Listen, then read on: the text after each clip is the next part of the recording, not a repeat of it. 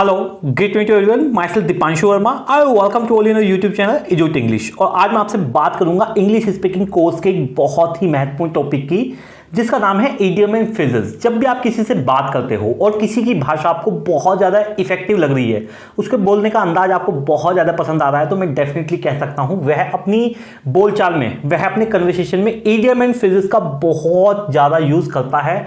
और आज मैं आपको अक्सर प्रयोग होने वाले इडियम एंड फ्रेजेस से रूबरू कराऊंगा, आपको सिखाऊंगा। और डेफिनेटली मैं कह सकता हूं कि इनको सीखने के बाद आप जब इन्हें अपनी अंग्रेजी में यूज करेंगे तो 100% आपकी भाषा बहुत ज्यादा इफेक्टिव होगी। और साथ ही साथ सामने वाले को लगेगा कि आप इस भाषा में एक डेप्थ नॉलेज रखते हो, यानी कि आपकी इस भाषा पे एक अच्छी पकड़ है। तो बहुत ही ध्यान से इस क्लास को सुनिएगा और बहुत कुछ सीखने के लिए है। बस आप अंत तक इस क्लास के साथ बने रहिए। तो सबसे पहले मैं बात करता हूं इडियम एंड फ्रेजेस क्या होते हैं। इडियम एंड फ्रेजेस, इडियम्स का मतलब होता है मुहावरे। आपने बचपन में सुने होंगे, बंदर न जाने आंगन टेढ़ा और अदरक क्या जाने बंदर का स्वाद। इस तरह से, पता नहीं मैं तो थोड़ा गलत बोल रहा हूं हिंदी में, लेकिन इस प्रकार के बहुत सारे होते हैं। फ्रेजेस का मतलब होता है वो फ्रेजेस, वो वाक्यांश जो अक्सर बार बार प्रयोग होते हैं। जैसे कि पैसा पेड़ पर नहीं उगता। अब एकदम से मैं ये नहीं कह रहा कि आप इसे नहीं बना सकते, लेकिन अगर आपको ये फ्रेजेस पता है तो आप इसे अपनी भाषा में यूज कर सकते हैं। ये बनता है money does not grow upon tree. तो आजकल हम देखेंगे इस तरह की बहुत सारी इडियम एंड फ्रेजेस। तो सबसे पहले अंग्रेजी में हमारे लेख को बहुत ही सुंदर और आकर्षक बना देते हैं और हमारी भाषा व भाषण को बहुत ही सरल व आकर्षक बना देते हैं। मुहावरे और लोकोक्तियां। अब देखो, ये पहले मैं कुछ फ्रेजेस बता रहा हूं। क्वेश्चन अराइज, सवाल पैदा होता है। जैसे आपसे कोई बात बता रहा है, आप कहते हैं भाई वो तो सब ठीक है, लेकिन सवाल पैदा होता है। क्वेश्चन अराइजेस, आपसे कोई कह रहा है, आपका भाई, आप अपने भाई को जानते हो वो बहुत अच्छा है, लेकिन कोई कहता है यार तुम्हारा भाई चोर है, तो आप कहते हो क्वेश्चन डज नॉट अराइज। यार ऐसे तो सवाल ही पैदा नहीं होता। क्वेश्चन डज नॉट अराइज, सवाल ही पैदा नहीं होता। Question arises, you are winner. Question arises, are you winner, सवाल पैदा होता है क्या तुम जीतने वाले हो। If you want to win, यदि तुम जीतना चाहते हो, you will have to trust on yourself, तो तुम्हें खुद पर विश्वास करना पड़ेगा। बिकॉज, क्योंकि, इट इज सैड, ऐसा कहा जाता है। Where there is will there is a way. देखो ये रही एक important idioms. Where there is will there is a way, जहां चाह वहां राह, जहां चाह होती है वहां राहें मिल ही जाती है। And if you don't trust on yourself then your will power does not support you, और यदि तुम्हें खुद पर विश्वास नहीं होगा तो तुम्हारी इच्छा शक्ति तुम्हें सहायता नहीं प्रदान करेगी।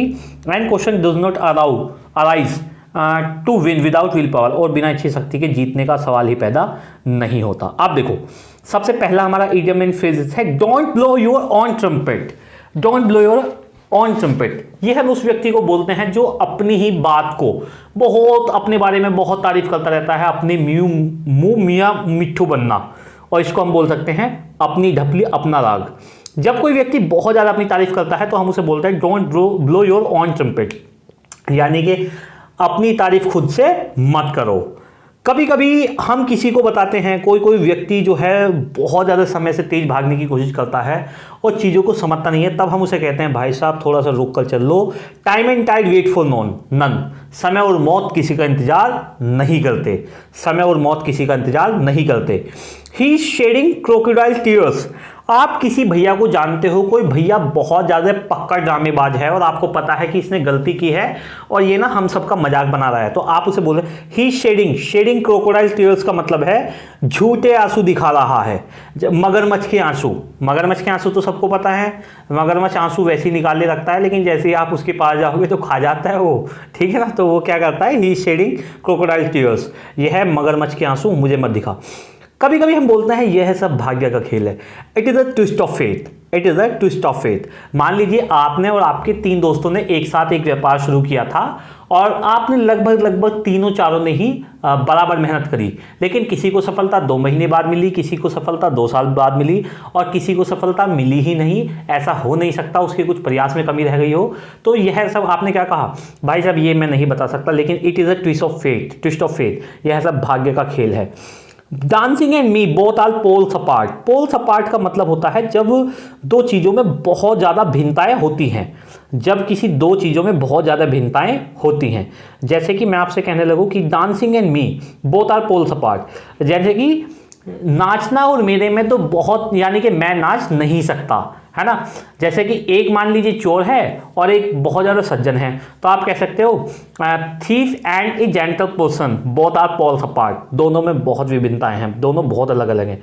ही is fighting a lone battle, he is fighting a lone battle, वह अकेला ही युद्ध लड़ रहा है। युद्ध से यहाँ पर मतलब है जो व्यक्ति अपने जीवन का संघर्ष बिना किसी को परेशान किए हुए, बिना किसी को डिस्टर्ब किए हुए और बिना किसी से मदद मांगे अपने जीवन को जीता है, संघर्ष को करता रहता है, उसे बोलते हैं he is fighting a lone battle, वह एक लंबी लड़ाई अकेला लड़ रहा है। बोन ऑफ कंटेंशन का मतलब होता है झगड़े की जड़, झगड़े की जड़।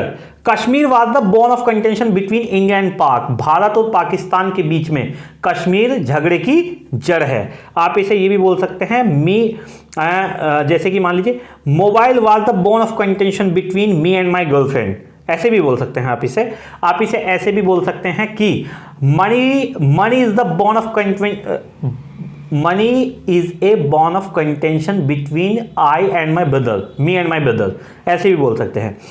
जब आप बहुत ज़्यादा प्रयास करते हैं लेकिन फिर भी आपको कुछ हाथ नहीं लगता किसी कमी के कारण, तो आप बोलते हैं I left no stone unturn but all in vain, मैंने अपनी पूरी जान से कोशिश करी लेकिन सब व्यर्थ चला गया। I left no stone unturn but all in vain, मैंने पूरी मेहनत की लेकिन सब कुछ व्यर्थ चला गया। अब देखो एक बार में फिर से जल्दी से फिर अगली पे चलेंगे हम। Don't blow your own trumpet, अपनी तारीफ खुद मत करो। Time and tide wait for none, समय और मौत किसी का इंतजार नहीं करते। ही शेडिंग क्रोकोडाइल टीयर्स, वह झूठे आंसू बहा रहा है। It is a twist of faith, यह सब भाग्य का खेल है। Dancing and me both are poles apart, मेरे और नाचने में बहुत विभिन्नताएं हैं। He is fighting a lone battle, वह अपनी जिंदगी का युद्ध स्वयं लड़ रहा है। Kashmir was a bone of contention between India and Pak, Bharat और पाकिस्तान के बीच में झगड़े की जड़ कश्मीर था। I left no stone unturn but all in vain, मैंने पूरी जान लगाकर मेहनत की लेकिन सब व्यर्थ चला गया। आई स्वेयर बाई गॉड, मैंने आपको पहले ही पढ़ाया हुआ है, मैं भगवान की कसम खाता हूँ। आई स्वेयर बाई गॉड, मैं भगवान की कसम खाता हूँ। आई स्वेयर बाई यू, मैं तुम्हारी कसम खाता हूँ। I swear by my father, मैं मेरे पिताजी की कसम खाता हूँ। I swear by my mother, मैं मेरी माता जी की कसम खाता हूँ। I swear by my girlfriend, मैं मेरी गर्लफ्रेंड की कसम खाता हूँ। आई स्वेयर बाई हिम, मैं उसकी कसम खाता हूँ। आई स्वेयर बाई हर, मैं उसकी कसम खाता हूँ। आई स्वेयर बाई बुक, मैं किताब की कसम खाता हूँ। आई स्वेयर बाई गॉडेस, मैं विद्या माता की कसम खाता हूँ। तो इस तरह से स्वेयर बाई का प्रयोग कसम खाने के लिए हम करते हैं। I count on you, I count on you का मतलब होता है जब किसी पर आप विश्वास करते हैं, बहुत ज़्यादा विश्वास करते हैं, तो हम आई बिलीव यू की जगह ये भी बोल सकते हैं I count on you. I count on you, I count on you, मैं तुम पर विश्वास करता हूँ। आपकी दोस्त ने आपसे कहा यार तुम ना बहुत ही गंदे लड़के हो क्योंकि तुम मुझ पर विश्वास नहीं करते। आपने कहा आई काउंट ऑन यू, मैं तुम पर विश्वास करता हूँ, trust me, I count on you यार। यू स्ट्रक लकी, जैसे कि मान लीजिए आप किसी खतरे में थे लेकिन वहां से बिल्कुल बाहर आ गए, तो आपके दोस्त ने कहा यू स्ट्रक लकी, तुम भाग्यवान रहे, तुम भाग्यवान रहे। He broken ice after a long month, broken ice का मतलब है चुप्पी तोड़ देना। कोई व्यक्ति बहुत 3 घंटे से एक महफिल चल रही है और वो बिल्कुल चुप है और लास्ट में उसने बोला कि बहुत मजा आया, तो आपने कहा he broken ice after long month, एक लंबे समय की चुप्पी के बाद उसने चुप्पी तोड़ दी। डोंट कीप मी डार्क, जब आपको कोई अंधेरे में धोखे में रखने की कोशिश करता है तो आप उसे बोलते हैं डोंट कीप मी डार्क, मुझे अंधेरे में मत रखो। Whatever is running in your mind tell me because otherwise I will kill you, जो भी तुम्हारे दिमाग में चल रहा है मुझे साफ साफ बता दो, मुझे अंधेरे में मत रखो, don't keep me dark. He is a dark horse, dark horse बोलते हैं उस भैया को या उस बहन को जो बहुत ही ज़्यादा छुपा रुस्तम होता है या होती है, जो अपनी विशेषताओं को छुपा कर रखता है और एकदम से जैसे कि सामने आता है, रहस्यमयी व्यक्ति। He is a dark horse, वह एक रहस्यमयी लड़का है। It was a hair raising experience, यह एक रोंगटे खड़े करने वाला अनुभव था। मान लीजिए कोई भैया है, वो भैया जंगल से जा रहा है, उस भैया की रास्ते में चीते से लड़ाई हो जाती है और चीते से लड़ाई की लगभग आध घंटे में चीता और वो भैया लड़ा और आध घंटे बाद भैया ने चीते को मार दिया। लेकिन जब वो अपनी स्टोरी बता रहा था उसने बताया trust me my friends, it was a hair raising experience, यह एक रोंगटे खड़े करने वाला अनुभव था। कभी कभी आप अपनी कुछ कार्यों को कराने के लिए दूसरों को मीठी गोली देते हैं। कोई लड़की सुंदर नहीं लग रही, आप उसे फिर भी कहते हैं आप बहुत ही सुंदर लग रही हो। कोई भैया बहुत बुरा लगता है, फिर भी आप उसे कहते हो आप तो बहुत ही हैंडसम हो, आपको देख के बहुत अच्छा लगता है। तो तब हम बोलते हैं I have to pay sugar pill to get my demands expected, मुझे अपने कार्य कराने के लिए तुम्हें मीठी गोली देनी पड़ती है। एक बार फिर से मैं रिवीजन करा देते हैं, फिर चलते हैं आगे की इस इडियम एंड फ्रेज पर। आई शेयर बाई गॉड, मैं भगवान की कसम खाता हूँ। आई काउंट ऑन यू, मैं तुम पे विश्वास करता हूँ। यू स्ट्रक लकी, तुम भाग्यवान रहे।